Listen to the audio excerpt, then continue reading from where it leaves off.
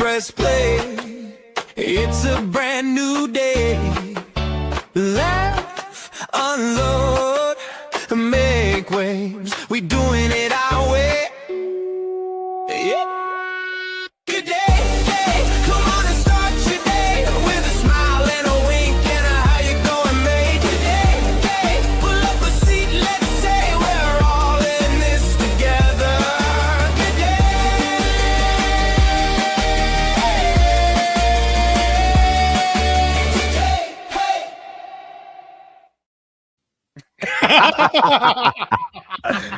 Hello, gay millennials. We finished in our cheer pose, and welcome back to another episode of Good Day Gay, Alpha or Alone inside the Manosphere Meltdown. I'm Russell Ray, along with my co-host Pauly B. What up, Pauly B? What up? How are you? Speaking of Manosphere, we are dressed in two separate type of ways. You are in a tank top. I am in a standard oversized tee. So I'm in a tank top and I have the Pussycat Dolls in my head, and look at her go. Look at her go. Yep. Okay, sorry. I'll be the backing vocals then. Thank you, please, please, and thank you. Know your place. Thank you so much. Okay, let's get into it. The Manosphere. What the heck is it? It's booming, but it's actually helping men, or is it monetizing their loneliness? What is happening with the Manosphere? Today on our episode, we're going to unpack the rise of hypermasculinity, influencer, dating advice gurus, and alpha male culture, and ask the real question: are men building better lives or just louder egos? And more importantly, where do gay men fit in all of this? So let's get into it right off the bat. Pauly B, what is even the Manosphere? What is it? Talk to us about it. Give the viewers a 30 to 45 second spiel.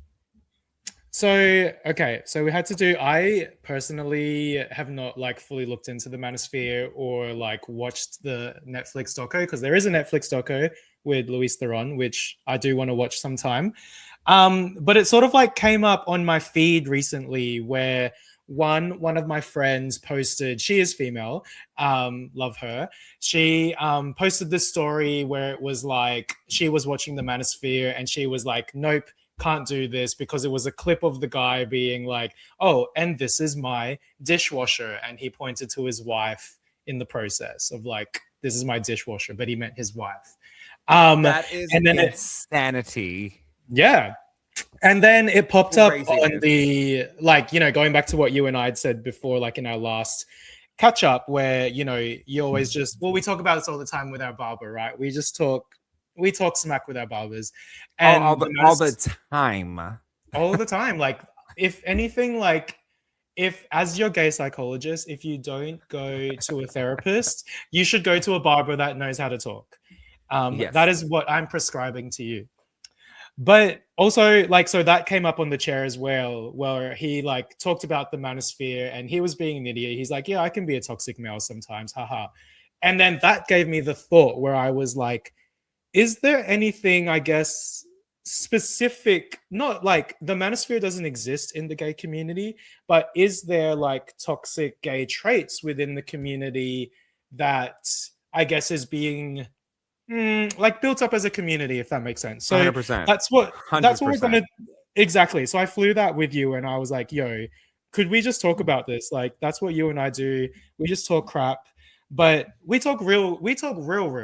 So if we go down to what even is the Manosphere, it's an online ecosystem of male-focused content relating to dating advice, masculinity coaching, anti-feminism rhetoric, level up culture, big messaging themes, men are losing power, women only want status and money, be dominant or be ignored.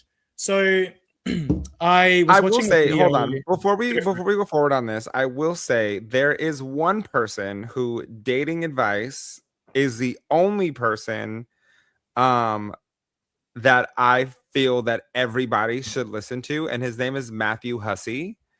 And he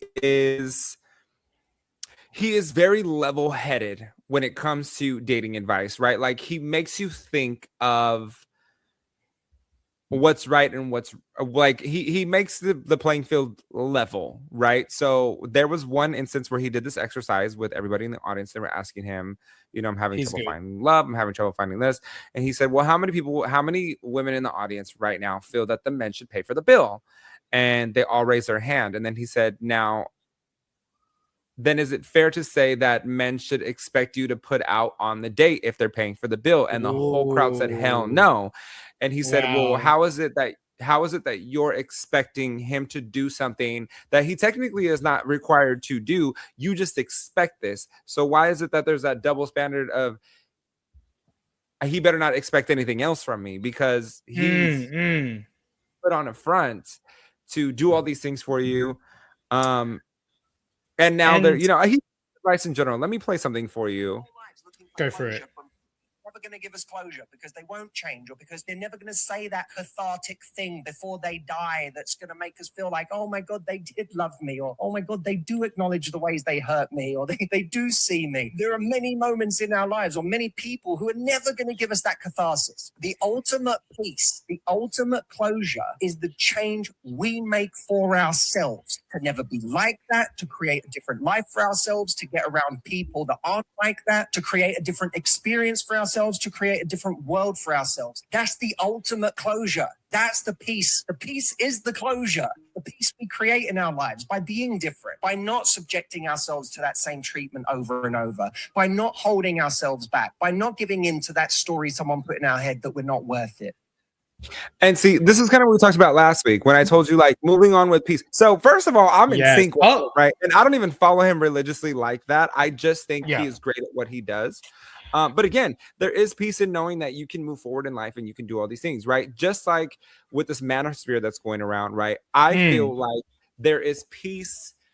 There is peace within knowing that your definition of what a man is okay. Just like your definition of masculinity, femininity, submissiveness is all okay. It doesn't make it wrong, right? So for an example, I had someone call me femme at the gym one time. He's like, oh, or not at the gym, but we were out when he's like, oh, you're that femme guy from the gym. And I'm like, me?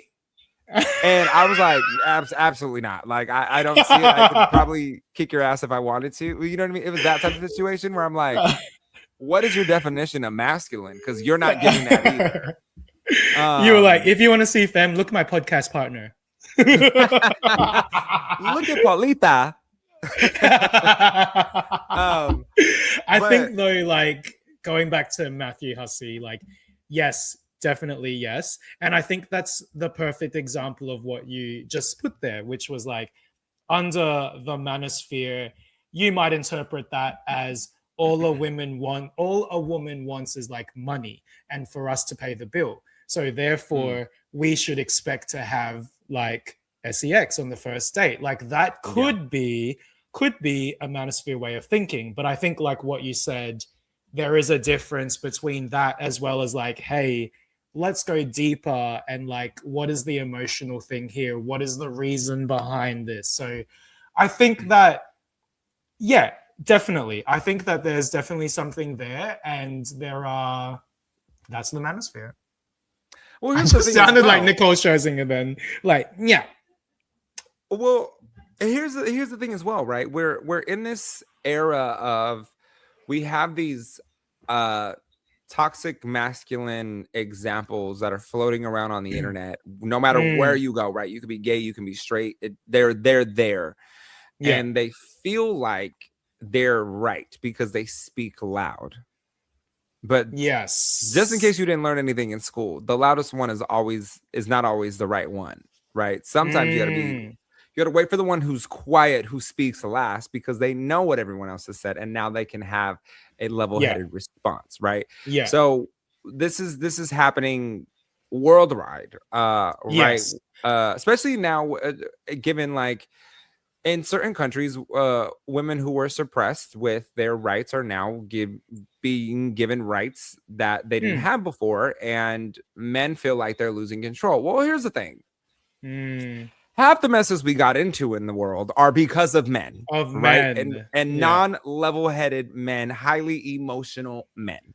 So let's start there. So let's fast forward, because this is less about masculinity, more about insecurity with a microphone, right? Because that's all the internet is insecurity and microphones and cameras.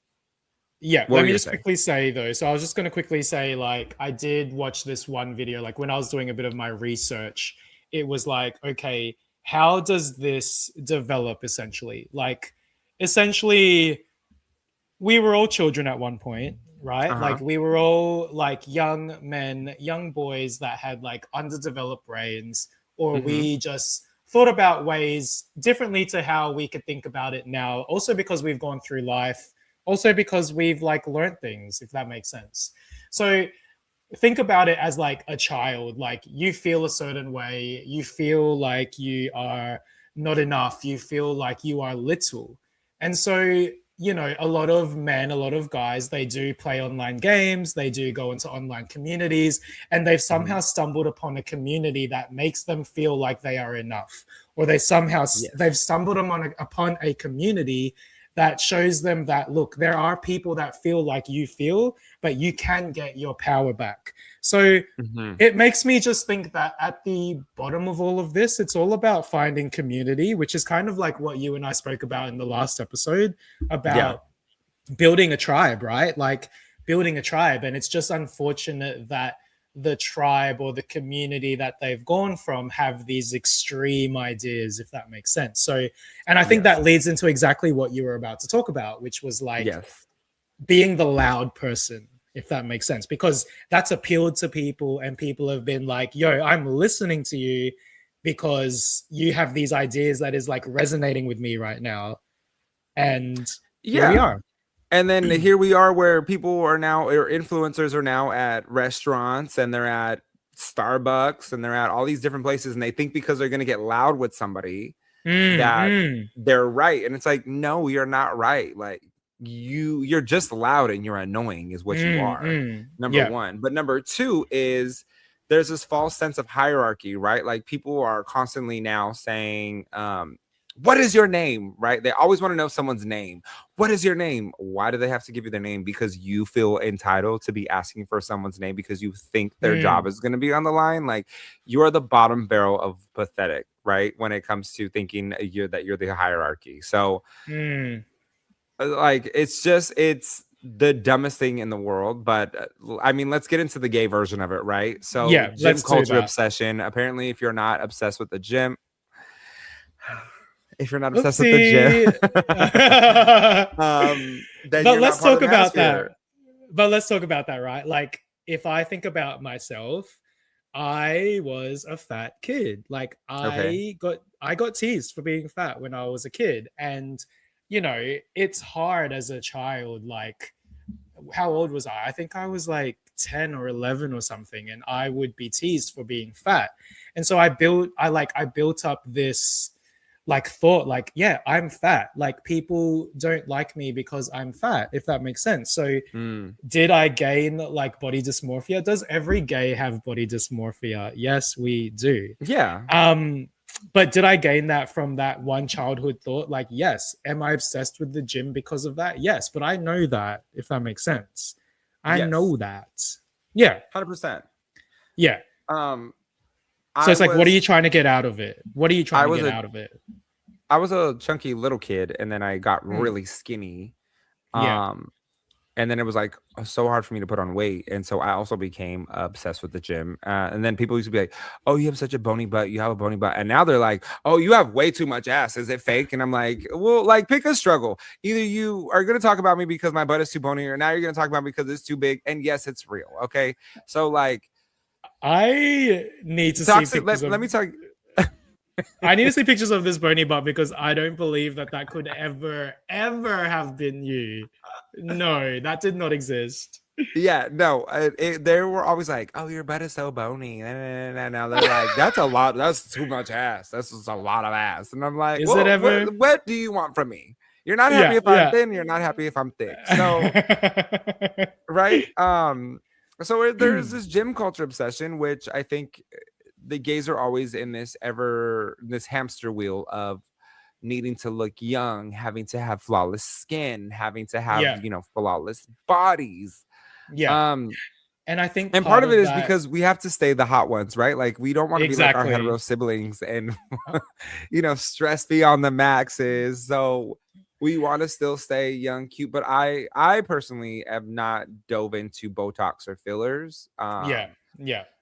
Although people think I have Botox in my forehead all the time because it's shiny, but I'm like, I just don't wrinkle my forehead. It's something that I don't do because my family used to be like, I've also don't wrinkle your forehead. So I didn't.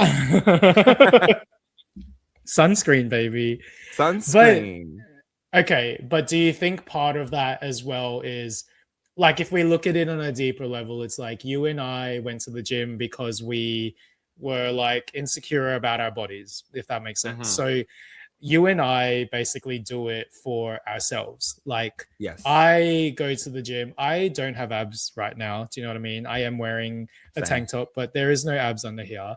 But I do it. I like to go to the gym because it's like I want to feel comfortable in my skin and I want to be able to like look at myself and be happy with what I'm looking at, like personally, if that makes sense. But do you feel like in the community, is it almost about the look, right? It's like, am I going to the gym? Am I doing steroids? Am I doing peptides? Am I like doing Botox? Am I doing that for myself or am I doing that for the look that I'm trying to achieve so that I can be the hottest one at the circus party? I can be the hottest person with my shirt off at the rave and I can pull all of the guys. Like, are people doing it for themselves or are people doing it for others? I think a lot of people are doing it for others or they want to be the center of attention. But then you have to remember that people who are idolizing these people, right? So like I have a friend who sent me like all these muscle guys on Instagram. And the first thing that I see is their hair is thinning, their face looks old, and like they're 20 years old. And I'm like, you look like you're 46. You know what I mean? You do. And it's like, and it's because you're on peptides and you're on steroids. So like, I'm playing the long game, honey. I'm trying to look like Jennifer Lopez when I'm, approaching 60. I'm trying to look good. I want my skin to look good. And that's what I'm aiming for. But you have these other guys who are like, oh, I want to be the hottest one in the room. And I want to be the one that like everybody. Well, baby, that candle is going to burn out and it's going to burn out fast, or you're going to be burning down below and you're going to need to talk to the emergency room because you're going to need to get a shot and all the things. So in my mind, it's not of hierarchy to be like this. I'm the number one guy. That sometimes this is me personally. I will take a step back. I don't need to be the center of attention. I can watch you be the center of attention and enjoy watching you be the center of attention because that might not be my audience. It's important to know. And this is where people on Instagram get it wrong and influencers get it wrong is they don't know their audience. Because they've never learned how to read an audience. And I know that there are some audiences that they don't understand my jokes, and I'm not going to force them to understand my jokes because they just don't have that personality, right? And it's not saying that they have a bad personality. They don't have that personality. So I'll take a step back and I'll let everybody else engage and I'll like not seclude myself, but just, be an accent to the conversation instead of being the center of the conversation. And then you have the people who walk in with money and status and who are naturally born with high cheekbones and like a strong jaw and the thick eyebrows and all of these things, and apparently that makes you more masculine. And it's like, well, okay, but then are you a doorknob and you just have nothing going on in your brain and you're not smart? Like people don't think about these things, right? So exactly. You can have money based off of being a trust fund baby. You can have status based off of being a nepo baby, and you can have looks because you just got lucky. But does it make you smart, intelligent, able to read a room? Not necessarily. So again, this is where your confidence comes as an individual. 100%. So I ain't got a strong jawline, but I'll bite you because I got strong teeth, right? And I got nice teeth. So, but it's funny that you said that about like, taking a step back and like, okay, I don't need to be the center of attention because this person's trying to be the center of attention. And like you and I, like we know how to read a room. We know how to like read people. We know how to like read a situation. And Like as judgmental as it sounds, sometimes I do find myself like that, if that makes sense. Like you know, I do like to party, I do like to go out for a dance, I do like to go out for a boogie, and I will see the guys like on the dance floor that's getting a lot of attention because they are hot, but I'm not looking at that person because they're hot. I'm trying to like read that person to be like, are you more than just a body right now? Like, do you actually have a personality? Do you actually have like something else going on? And it's, yeah. I think that's like, it sort of like goes back to like that RuPaul quote of like, stop relying on your body. Like, I think in your 20s, sure. But I think as we are getting old, because you and I are early 30s, Youthful. Thank you. we are youthful. Thank I you. think that eventually, like, and you and I, we will look good for the rest of our lives. Thank But God, honey, thank God. at least we have a personality. Yes. At least we have a personality. Personality will get you so far, right? Like let me tell you, when I'm on stage, when I have a live audience, Yeah. that audience eats me up. They are always, can I take photos? Can we take photos? Always lining up for photos after the show. And I'm like, I'm sorry that I got it like that, but I do. And I'm not, right? Like versus, oh my gosh. Okay, well let me dial this. Sorry, yeah. There was someone who our friend was dating, the epitome of good looking, masculine. Yeah. Our friend is also good looking, masculine. This person had like muscles on top of muscles, whatever.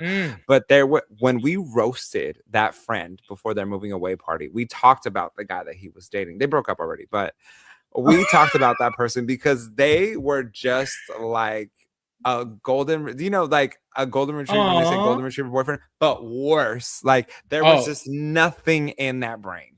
Like there was not a single thing in that brain. Like had all the looks in the world, not a single thing in the brain happening. Like just did not know if it was day or night, if it was right or left, if what was happening. And we all made fun of him for that. And so like, if you're listening to this and you're the hot person, think about it for a second before you start leaning into that. Do you have personality? And like, do you have a brain? Right? Because nothing is worse than being good looking and having no brain. Because people are going to get tired of you real fast. And that's all you're going to be good for is your looks. Okay, but now I'm going to be like the gay psychologist and be like, what if he is very aware of that and like he allows other people to like tease him and roast him because he knows he doesn't have a personality? No, we roasted our friend, not the person that our friend was dating. Here I am trying to defend like the person that he was dating. Our friend broke up with him. Like, what if he like, you know, has to rely on his body because he knows that he's nothing more than just a body. Like let's think about his feelings. No, our friend, we roasted our friend for dating somebody like that. Like, you dated that? What? There was nothing happening. Like, I think there was just air in his head. But but I was hosting. I was hosting a show recently. I was live on stage, and I brought this guy on stage. When I tell you Adonis body, like beautiful body, did not have rhythm to save his life. No, his whole personality was his mustache and his beard. And I was like, no, I have no idea how you function through life because like it is crazy that they even let you walk into the world, right? Like you are a gorgeous specimen, but like there is nothing happening there for anybody. And then his wife was like, that's my husband. I was like, I can tell because she was on the same level and there was nothing happening with either one of them mentally. I was like, wow, that must be some very topical conversation happening there. That is surface level everything right there. Because he just got on stage and he was expecting the crowd to cheer because he just kept flexing and the crowd got tired of it after like 10 seconds. And I was like, yes. So you have nothing going on between your biceps other than biceps. So that was interesting. Biceps on biceps. Biceps on biceps. And I was like, you know, it's hard to be this pretty with this much personality because you just see it all. But I do want to talk to you about like when you were talking about why this guy has everything and everyone. I think it's in both worlds, the hetero and the gay world, where it's no fats, no femmes, no Asians. That is very Yes. much a Yeah. thing. 100%. Yeah. And a lot of times Asian guys are seen as feminine or submissive. So Yes. Yeah. women don't want to date that, right? Because culturally, a lot of Asian cultures are very giving, very, I guess you can say submissive. They are very giving. They are very considerate. It's very like, let me shower you and all these things because I care for you. And this is how we show love and appreciation. And some people take that as weakness. And it's not that. And then you have in the gay world where a lot of older men date Asian men because they see them as feminine and submissive. And then we get into those gender roles. But is it a toxic trait on Grindr and Hinge and Tinder where it's like no fats, no femmes, no Asians? Yes, it is very much a toxic trait. Because we see it all the time. I do think though, like, okay, I do want to revisit like gender roles and all of that kind of stuff, or like subs, doms, tops, bottoms, like in the gay community. I want to revisit that topic, but I want to dial it back to what you spoke about before about like Asian, like people might view Asians as like, they're very giving, they're very loving. And like we are, like if you date a Filipino, we are going to show love. But like going back to that and relating that to the gay community, I do think that there is a toxicity there where people are saying like, hey, I want a relationship. I want to find love. I want all of that kind of stuff. But I think when some people out there who are trying to date say that, they are confusing connection with toxicity, as in like, it's not a great relationship if there's no like fuel, and if there's no like fire, and if there's no drama, and if there's no trauma, and like all of that kind of stuff, versus like this is a healthy relationship because there is love and there is giving and there is receiving and all of that kind of stuff. Like I do think that essentially that is one kind of toxic trait in the gay community, that people are saying they want to date but deep down they don't. If that makes sense. I know exactly. Like, I understand. And that does go back to the Manosphere, because I think that's one thing that the Manosphere teaches, right? Like, let's not give in to emotions, let's not feel things, and let's not all of that kind of stuff. Like, there is a theory, not mine. I want to make that very clear. Not his. Mine. I want to make this very clear. 100% not his. And you might have heard this before, which is actually why I want to bring it up. That Go for it. In the Manosphere, there is a theory that if white men or Caucasian males date Asian women, they are secretly gay. Have you heard that? No. You haven't? No, so that's the insane. Theory Tell behind me more it about is, that. Yeah. The theory behind it is that I want to hold on. Let me look this up again, because I don't want to get this wrong, because this is not my opinion. Okay. Yeah. So the theory is hold on. Also, shout out to biracial couples. Yes, biracial couples. Yes. Both of us. I know, yeah, exactly. Exactly. We're like, shout out to biracial couples as we're like searching this theory of like I'm getting there as fast as I can. I just no, that's fine. Like, I've honestly never heard of that theory, and I'm almost thinking of what it could possibly be. Like, when you say that, I think that in my mind it's because Asians are taught to be more submissive and are taught to be less outspoken, if that makes sense. So if you were secretly gay and dating an Asian woman, then you know that she wouldn't speak up, potentially because of her cultural upbringing. That's where my thoughts are. Can you confirm? Yes. I can understand exactly what you mean. Because there was a story a few years back. There was a boat that was sinking, and because in Asian cultures there is a respect where you listen to your elders and everything that your elders say. Yes. So many people on that boat drowned because the elders told them to stay in place until they had the proper means to evacuate. So those kids stayed, even though the boat was sinking and water was rising in the boat. A lot of them perished due to the respect of, this is what they told me to do and I need to listen. Correct. Okay, so the theory is that because there is this hold on, where'd it go? Your hair is looking really good. Because there is this interweb of people whom don't want to date Asians women. Men date them as a cover-up in a lavender marriage type of way. Wow. In order to cover up their homosexuality. Okay, what is the source? Like, what's the website? I don't want to blast it. I don't want to blast it because, like, it's very just. I'm just wondering. Just do a Google search and it'll pop up. I promise you. Just type in theory. But and in other contexts, it also said that biracial relationships between Caucasian men and Asian women are common pairings.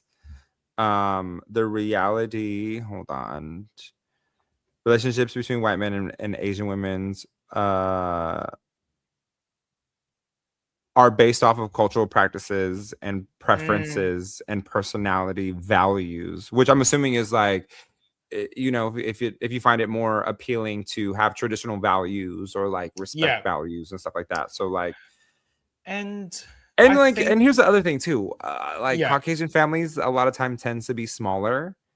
Yeah. And sometimes there is that, this is actually my opinion. Like Caucasian families tend to be smaller. You and we've said this multiple times. Filipinos, Mexicans are exactly the same. Big families, big parties, you know, everyone is involved in your business. And so I sometimes think that like the Caucasian community can lean into wanting bigger families, and especially in Asian cultures, like they are thick as thieves and they are tight as can be, and you know what I mean, those families are very intertwined because family values are very important. So I can also see why like that is a common pairing in interracial relationships, because sometimes when you come from a smaller family, you want the bigger family, right? Like exactly. My sister-in-law it's just her and her brother. And I remember her years ago telling us like, oh my gosh, like I've always wanted to have like multiple siblings and be closer in age to my sibling. Like, and so like, this is nice because I get to experience this and do all this with you guys, because this isn't what I had growing up. I think going back to what you said though, about like using it as a place to like hide your homosexuality. I think that is changing now, if that makes sense, because like, say, as a person of Asian heritage, definitely the generation before me and my siblings, they were the type to be less outspoken and not really speak up about things, if that makes sense.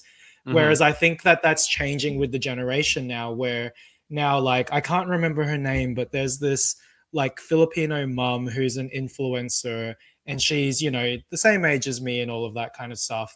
But she's talking about how like, these are the things that I'm not going to bring into my new son's life. Like, I'm not going to bring hiding your emotions. I'm not going to bring not talking about feelings. Like, I'm not going to bring those toxic traits from my generation above into my family.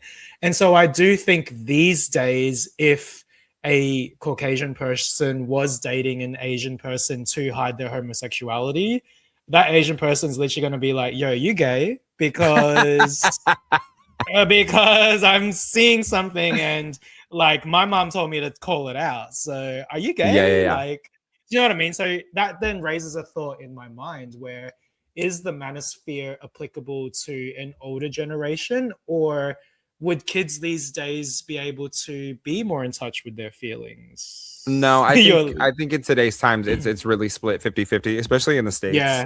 We have this because of our administration that we have currently in the White House. We have this sense of frat boy mentality, right? And I was in a fraternity. and we have our own values, and every fraternity does have their own values, but there are some fraternities who are frat boy and fratty, and there's this sense of like, this is what a man does, and there is females who are like, yeah, I shouldn't be doing this because that's a man's job. And it's like, what, are you insane? Yeah. Right. So like, it is, you have these huge influencers who are like just misogynistic, and it is insanity. But then you have this next generation, right? And one example that comes up to me is Latino culture is you don't talk about your feelings. But you don't talk about your feelings. It's very macho to not embrace your sons. But now we're seeing this flipping culture where we're seeing Hispanic dads that are really embracing their son. And one instance specifically sticks out to me is there was this person on Instagram Live, or they were on YouTube Live, and he was doing a makeup tutorial, and his dad came home and he flipped off the lights right away because he had his face with makeup. And I was like, Papi, where are you? Like, because he knew that he was in the house somewhere, and he's calling him. And then the dad, he's like, just tries to stay quiet. And he's on live this whole time. He's like, covering his mouth, and he's like covering his face. And then the dad comes in and he opens the curtain. He's like, what are you doing? And he turns to him because he has no other thing to do. And he like looks at him and he's like, in a full face beat, honey, beat. That makeup was beat. Full face of makeup, looks at his dad, and his dad was like, is this what you're doing?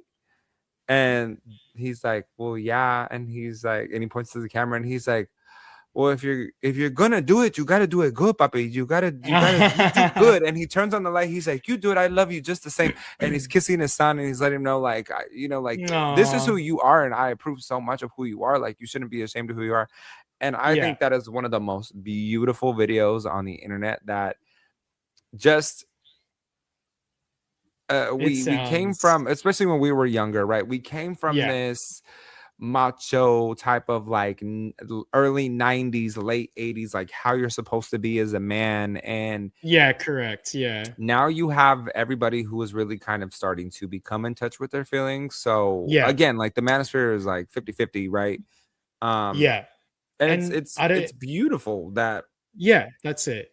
I think it's on us as like the current generation that are more aware. It's like a responsibility on us to then also give that to the new generation, like to give that to the children of today. Like, I'm sure you do it with your nieces, but I know with my nieces, when they were growing up, they would say things like, Uncle Paul, why do you have nail polish on? Like, that's only for girls. Or like, Uncle Paul, why do you like the color pink? Like, that's only for girls. And I would say to them, like, yeah, girls like it, but boys can like it too.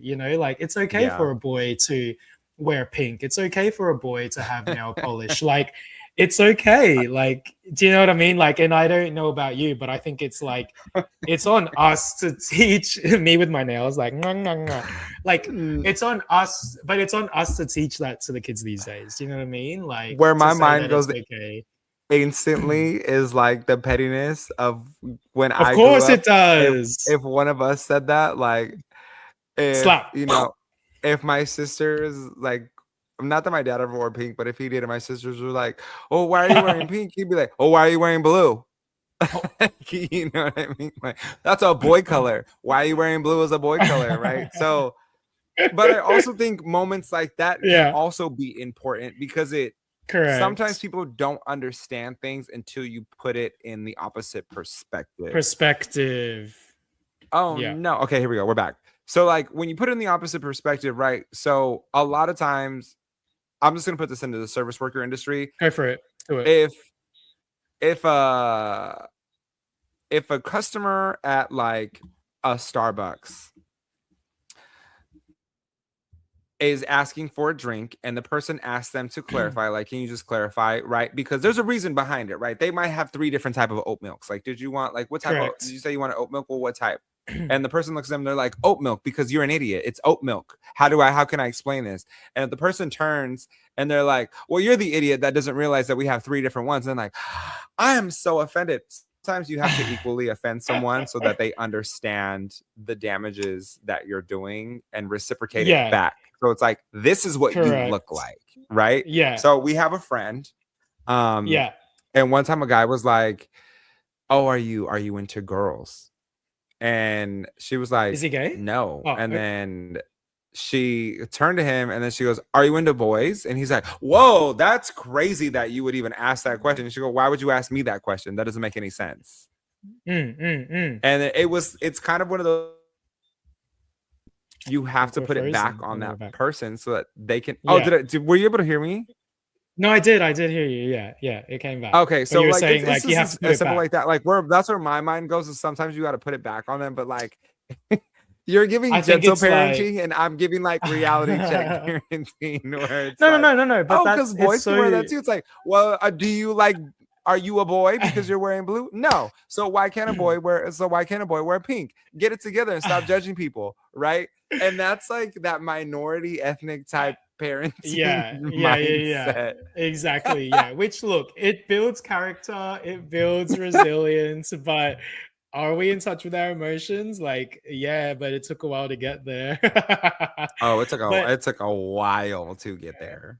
so one thing that I've been trying to think of where it's like, okay, are there traits from, the manosphere and the gay community? Like one thing I thought about as well was like if we're comparing the gay community of like the past versus of the present, one thought of me was like, okay, these days you see a lot of like the queer community really embracing who they are, with how they wear, with how they dress, with how they speak, with how they give themselves pronouns, like all of that kind of stuff. Do you know what I mean? Like people are really genuinely, authentically being themselves.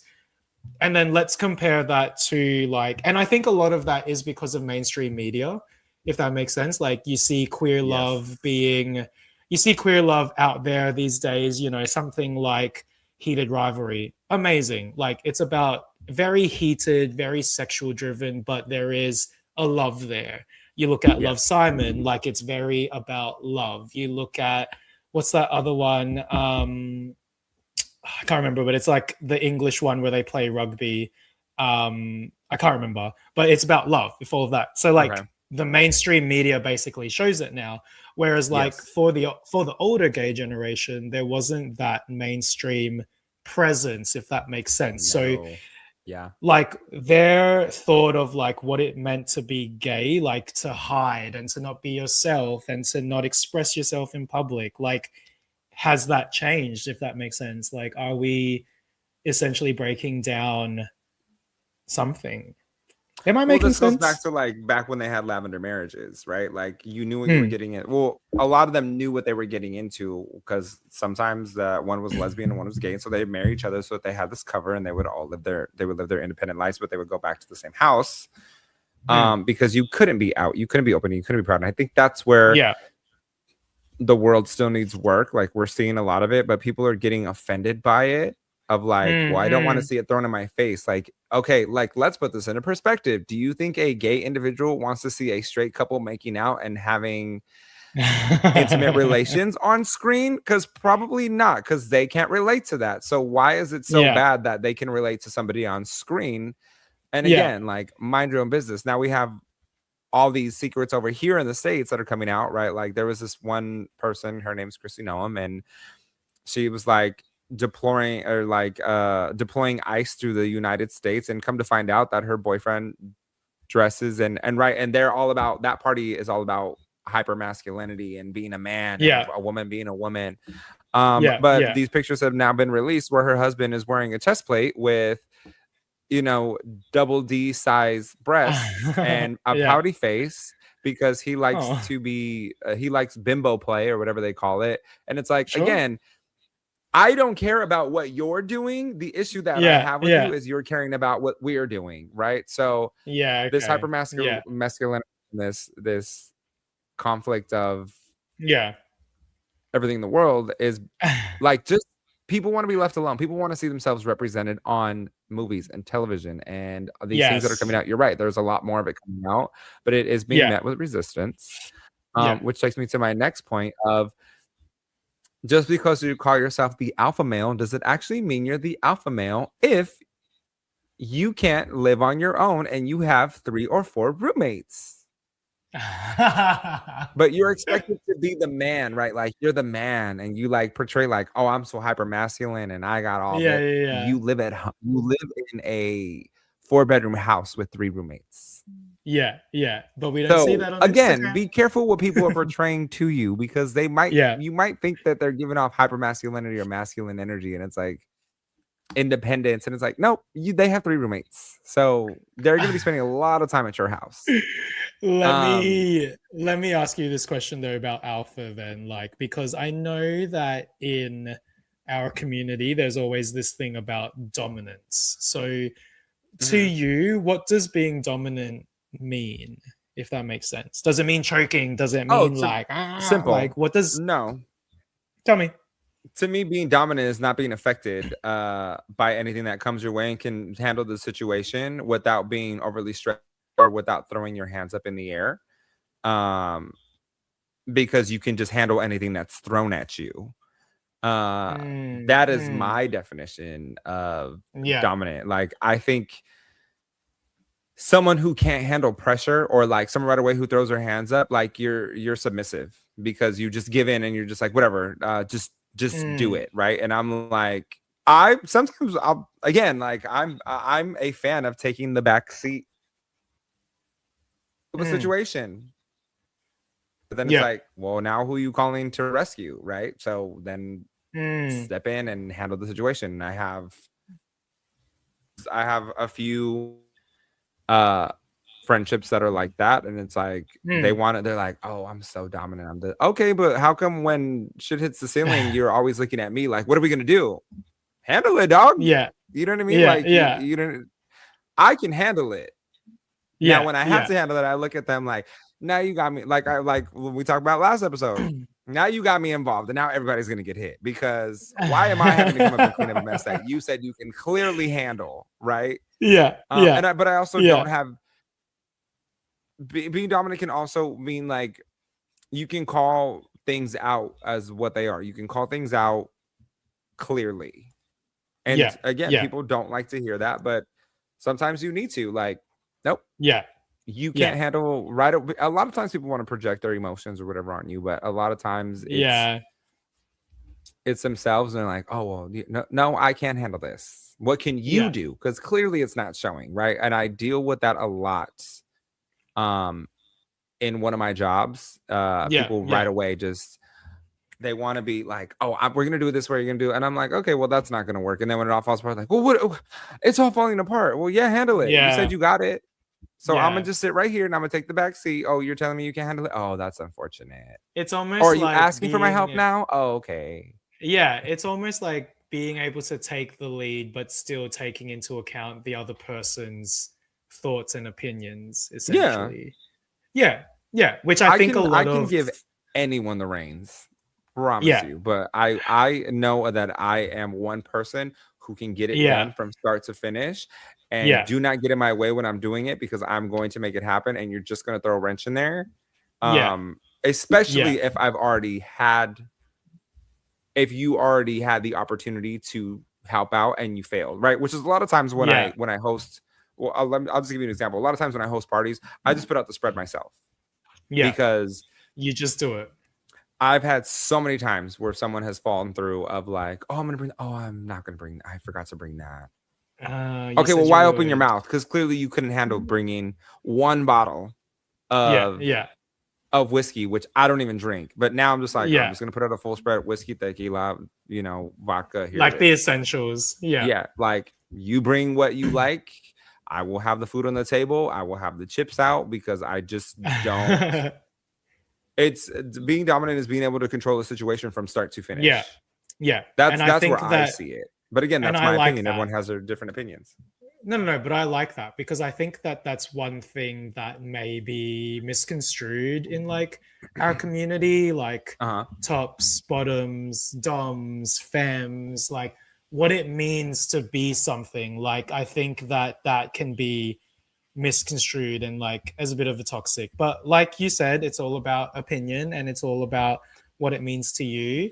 But before we go into, oh no, you're shut up right now. But But before we go into oh no, did you want to do the Petty Olympics? Because you and I are petty AF. Yes, I want to do the opinion. Our nominees are You're like, yes, I want to do it. for the Petty Olympics. Our Tell nominees me. are the guy Yeah. who calls himself high value but lives with 3 roommates. Number 1. Number 2, the no fats, no femmes profile, but also no job listed. Number 3, the podcast bro who hates women / femmes, but begs for their attention. Are you ready for the winner? Who is going to be our winner? Oh my gosh. How do we know Our the winner- winner? Our gold medal is our gold medal goes to the man who says he doesn't need anyone, but goes live every night to talk about how he's too good for a relationship. So that takes the cake for me. So that's our gold. Our silver. Our silver goes to the guy who calls himself high value but has 3 roommates. And our bronze goes to the no fats, no femmes profile with also no job. And someone who didn't even make it to any placings is a podcast bro who complains online. Look, for me, Not us. not us, because Not we us. We're did giving not- opinions. We're not complaining. Exactly. We did not complain for the past 50 minutes and 57 seconds. We said the facts. But but out of that list, for me, the gold actually goes to the no fats, no femmes, because Okay. I'm just like, yeah, screw you. You get the gold. I'm petty AF. It's you. Well, that's true. No fast, no femmes, and no job, sir. What you need to be worried about is your bank account and not who is. And you know what? A lot of times those mofos aren't even in shape and they're not even good looking. Want to talk about no fats, no femmes, sir? What you need to work on is why you grew a beard to cover up that you don't have any chin definition, okay, and no jawline. So let's That's talk really a about that. thing. That It is a really thing. a thing. It's called beard fishing. I encourage everybody to have their significant other shave their entire face before you walk down the aisle. Because, baby, if you're planning on having kids with that person, know what kind of jawline can possibly come out of that. Okay? That is good That is the advice. gold medal for me. That is good advice. Let's go into our R&R moment of the week. What is your R&R moment of the week? I feel like I had one. Do you have one? I do have one. What I is think I blew my R&R back out moment at of- work. Did It it feel hurts. good? Oh.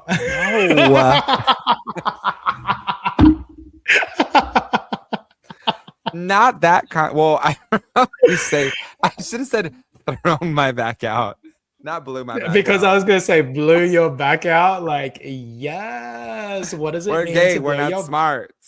I think I threw my back out at work. It's actually, I'm in a lot of pain right now. Not a lot of pain. If I Aw. take some like anti-inflammatory, like AKA Yeah. Advil, I think I should be fine. Yeah. But it's like, Yeah. ooh, girl. Yeah, no, you definitely need to. So do no that. twerking on the dance floor tonight. But I got to be ready for cousin Chevy's. You do. You have 1 week to get your back into shape so you can be like, my neck, my back. You could do it, put your back into it. I can't do it right now. I can't put no back into it. I need an icy hot is what I need. Icy hot and a massage gun. What is my oh no moment of the week? Well, it was my birthday recently, and I was like, okay, I went to a dance class the night before my birthday. Cute. And every Thursday, like a group of people from that dance class, they'll always like hit Yaya's, which is Thursday night in Melbourne down Fitzroy Smith Street. And one of the girls was like, oh, are you coming tonight? Are you coming tonight? And I'm like, no, girl, like it's a school night. Like I'm an old man. And she was like, you are not an old man. Like you're probably younger than me. And I was like, do you know how old I am tomorrow? And she was like, yeah, like 25. And I was Yes, correct. like, Correct. I was like, honey, I'm like turning 34 tomorrow. And her face was just like face crack. Like, so my oh no moment of the week isn't an actually oh no moment of the week, because my oh no moment of the week is, oh no, I look like I'm 25. Yes. Oh no, I'm aging so well, and that's unfortunate Oh, for everybody else in your yes. community. Yes, but then my back is being blown out at the gym, as in from the workouts. How that was a full circle moment. Let us know in the comments below if your back is getting blown out from being at work. We'll see you next week on Good Day Gay. Bye.